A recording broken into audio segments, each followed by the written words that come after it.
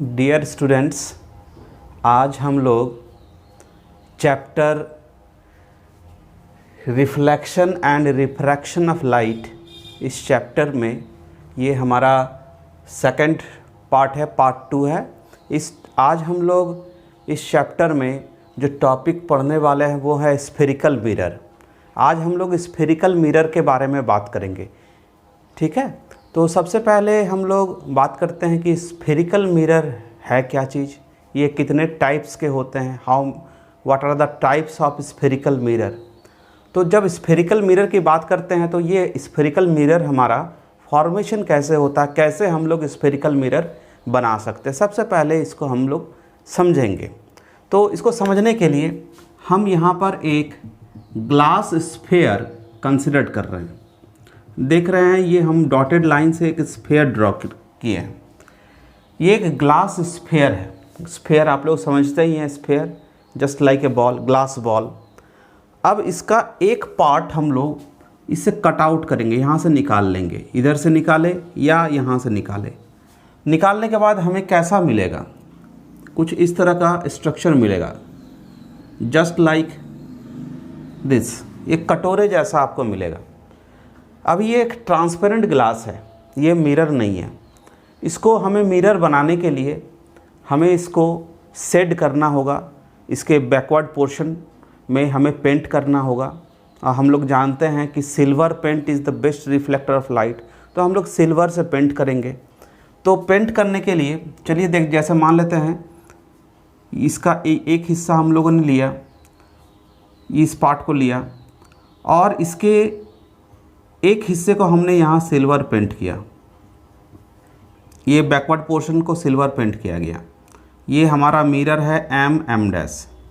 Silver paint को protect करने के लिए ऊपर से हम लोग फिर एक ब्राउन कोटिंग या रेडिश कोटिंग करते हैं। आप लोग देखे होंगे, मिरर को ऑब्जर्व किए होंगे। तो इस तरह से जब आप सिल्वर कोटिंग के बाद ब्राउन कोटिंग करते हैं तो यहाँ रिफ्लेक्शन होने लगता है। किस पार्ट से? इधर से रिफ्लेक्शन होने लगेगा, रेज आएंगे और रिफ्लेक्ट होकर चले जाएंगे। तो ये एक मिरर बन गया। तो ये जो मिरर बना, इसमें हम देख रहे हैं जो इनवर्ड पोर्शन है, जो धंसा हुआ भाग है, उससे रिफ्लेक्शन हो रहा है। तो ये हमारा, इसका नाम हो जाएगा फिर हमारा कॉनकेव। क्या हो जाएगा? ये कॉनकेव। तो ये किस प्रकार का मिरर है हमारा? ये हमारा कॉनकेव मिरर है। और अगर हम इसके बैकवर्ड इधर ना पेंट करके अगर हम इस साइड पेंट करते हैं, जस्ट लाइक दिस, अगर हम ये मिरर कुछ इस तरह से बनाते हैं, इधर पेंट कर देते हैं, ये पेंट करने के बाद हम क्या पाते हैं कि रिफ्लेक्शन अब इधर से संभव है। तो ये कौन सा मिरर हो जाएगा? ये मिरर M' कौन सा मिरर हो जाएगा? तो ये मिरर हमारा कहलाएगा कॉन्वेक्स। क्या कहलाएगा? ये हमारा कॉन्वेक्स मिरर। ये हमारा कॉन्वेक्स मिरर। तो इस तरह देख रहे हैं कि स्फेरिकल मिरर जो है हमारा, वो 2 टाइप्स के होते हैं। एक होता है कॉनकेव और दूसरा होता है कॉन्वेक्स। बेसिक डिफरेंस क्या है दोनों में? तो हम देखते हैं कि कर्वेचर जो है, ये कर्वेचर है, उसके किस हिस्से से रिफ्लेक्शन हो रहा है। तो हम देख रहे हैं अगर कॉनकेव पार्ट, अंदर धंसा हुआ हिस्से से अगर रिफ्लेक्शन हो रहा है तो ये कॉनकेव पार्ट बोला जाता है। तो इससे रिफ्लेक्शन होगा तो ये कॉनकेव मिरर हो जाएगा। और अगर उभरा हुआ हिस्से से रिफ्लेक्शन होगा तो ये हमारा कहलाएगा कॉन्वेक्स मिरर। तो इस तरह से हम देख रहे हैं कि स्फेरिकल मिरर्स के अगर हम लोग टाइप्स की बात करते हैं, देखिए तो 2 टाइप्स हो गया। What are the types of spherical mirror? तो इसके 2 टाइप्स हो गए स्फेरिकल मिरर्स के। कौन कौन हो गया हमारा? कॉनकेव और दूसरा हो गया कॉन्वेक्स। तो कॉनकेव कुछ इस तरह होगा और कॉन्वेक्स कैसा होगा? इधर से पेंट किया हुआ रहेगा, रिफ्लेक्शन हमारा बल्गिंग पोर्शन से होगा, उभरा हुआ जो पार्ट है उससे होगा। और इसमें रिफ्लेक्शन कहाँ से होगा? कॉनकेव पार्ट से होगा, इसलिए ये कॉनकेव मिरर कहलाएगा। और ये क्या कहलाएगा? Convex mirror.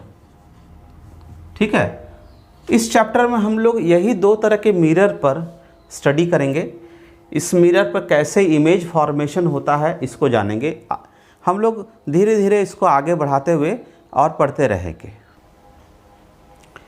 तो हम लोग अब इससे आगे देखते हैं। अब हम लोग स्फेरिकल मिरर्स के बारे में जान चुके हैं कि स्फेरिकल मिरर कितने तरह के होते हैं, what are the types of spherical mirrors. अब हम लोग कुछ टर्म्स पढ़ेंगे जो मिरर से रिलेटेड स्टडी के लिए एसेंशियल है, ठीक है। तो कुछ इंपॉर्टेंट टर्म्स जो है हम लोग उसका कंसेप्ट एक्वायर करते हैं, क्या क्या टर्म्स होते हैं। तो आप देख रहे हैं यहाँ पर हमने एक ग्लास स्फीयर लिया और उस ग्लास स्फीयर के एक पार्ट से हमने एक कॉन्केव मिरर फॉर्मेशन किया हुआ है यहाँ पर। तो कॉन्केव मिरर में चलिए इसी रिफरेंस में, कॉन्केव मिरर के रिफरेंस में हम लोग इस कुछ टर्म्स को स्टडी करते हैं। तो ये जो हमारा एम डैश, ये क्या है, हमारा एक मिरर है, स्फेरिकल मिरर है। कौन सा स्फेरिकल मिरर है? कॉन्केव स्फेरिकल मिरर है। तो इस कॉन्केव स्फेरिकल मिरर में, इस कॉन्केव स्फेरिकल मिरर के रिफ्लेक्टिंग पोर्शन में एक मिड पॉइंट, बीचों बीच पॉइंट होगा, मतलब जो पोर्शन से रिफ्लेक्शन हो सकता है, पूरे इंटायर जो पोर्शन जिससे रिफ्लेक्शन हो सकता है, उस पूरे इंटायर पोर्शन का एक मिडिल पॉइंट होगा, उसे हम लोग कहते हैं पोल। क्या कहते हैं इसे? पोल। तो पोल कहाँ है? यहाँ पर, ये पॉइंट हमारा पोल हो गया। तो पोल को हम लोग P से रिप्रेजेंट करते हैं, ठीक है। अब इसके बाद हम देख रहे हैं कि ये जो मिरर है, ये मिरर एक ग्लास स्फीयर से बना है। तो इस ग्लास स्फीयर का एक सेंटर पॉइंट जो होगा, जिसे हमने यहाँ O से दिखाया हुआ है, ये सेंटर पॉइंट जो है, ये सेंटर पॉइंट जो है, इसे हम लोग सेंटर ऑफ कर्वेचर कहते हैं और इसे जनरली हम लोग C से रिप्रेजेंट करते हैं। C means centre of curvature. ये क्या है हमारा? This is, what is this? This is centre of curvature.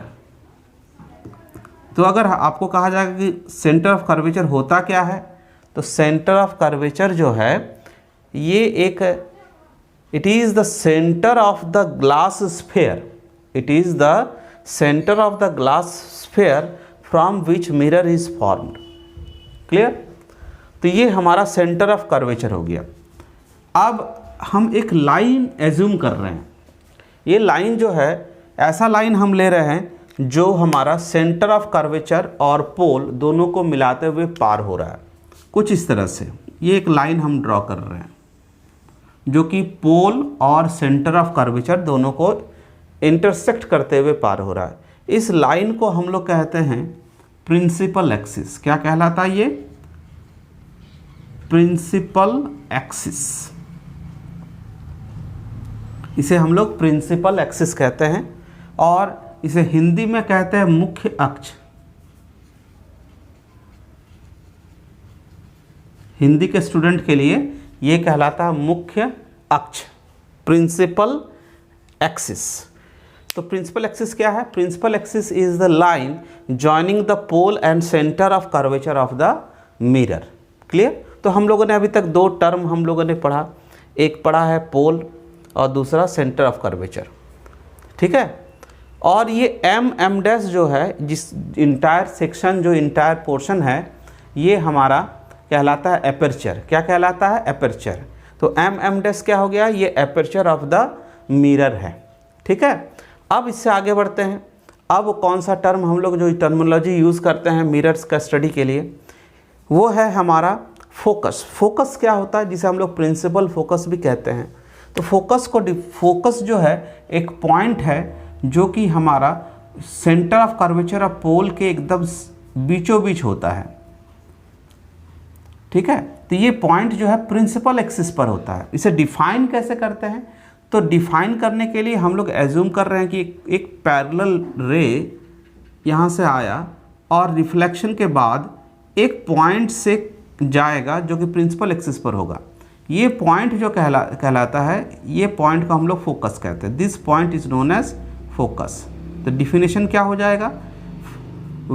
Raise parallel to principal axis after reflection passes through a point on the principal axis, that point is known as principal focus of the mirror। ठीक है। तो ये जो definitions हम लोग पढ़ रहे हैं, ये रिलेटेड टू कॉन्केव मिरर पढ़ रहे हैं। कन्वेक्स मिरर में थोड़ा सा फोकस का जो डेफिनेशन है वो थोड़ा सा बदल देते हैं हम लोग। तो ये प्रिंसिपल फोकस आप लोगों ने समझा। अगर ये मिरर हमारा कॉन्केव मिरर के जगह पे कॉन्वेक्स मिरर होता तो यहाँ पर पैरेलल रेज जो है रिफ्लेक्शन के बाद फोकस से पार नहीं होता, वो पार होता हुआ नज़र आता। They appears to meet at a point on the principal axis, then that point is known as principal focus. थोड़ा सा डिफरेंस है, इसको हम लोग और फर्दर क्लियर करेंगे, ठीक है। तो चलिए अब इसके बाद हम लोग आगे बढ़ते हैं। इसके बाद नेक्स्ट जो डेफिनेशन होता है वो है हमारा है नेक्स्ट डेफिनेशन। तो अब हम लोग नेक्स्ट डेफिनेशन इसका देखते हैं। Next definition is radius of curvature. Radius of curvature, ये रेडियस ऑफ कर्वेचर है क्या चीज़, जिसे हम लोग आर से दिखाते हैं। आप लोग रेडियस टर्म से फैमिलियर हैं, तो रेडियस जो है यहाँ पर अगर रेडियस खोज रहे हैं तो रेडियस कहाँ से कहाँ तक है, पोल से लेकर सेंटर ऑफ कर्वेचर। तो ये जो डिस्टेंस है pole to centre of curvature, ये हमारा रेडियस ऑफ कर्वेचर है, ठीक है।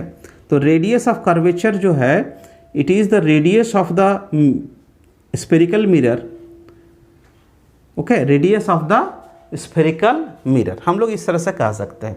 लेकिन डेफिनेशन की अगर बात करते हैं तो डेफिनेशन हम लोग कैसे लिखते हैं ना, radius of curvature is the radius of the spherical mirror of radius of the glass sphere from which this mirror is formed, okay। तो radius of curvature क्या हो गया, radius of curvature is the radius of the spherical that glass sphere from which mirror is formed, clear। तो हम लोग यहाँ पर अगर नोटेशन करें तो कहाँ से कहाँ तक रेडियस ऑफ कर्वेचर है, यहाँ से लेकर के यहाँ तक, ये हमारा रेडियस ऑफ कर्वेचर है। इसी तरह पोल से फोकस के बीच का जो डिस्टेंस है यहाँ से लेकर के इस यहाँ तक, ये डिस्टेंस हमारा स्मॉल एफ से रिप्रेजेंट करते हैं और इसे हम लोग कहते हैं फोकल लेंथ। क्या कहते हैं इसे, फोकल लेंथ।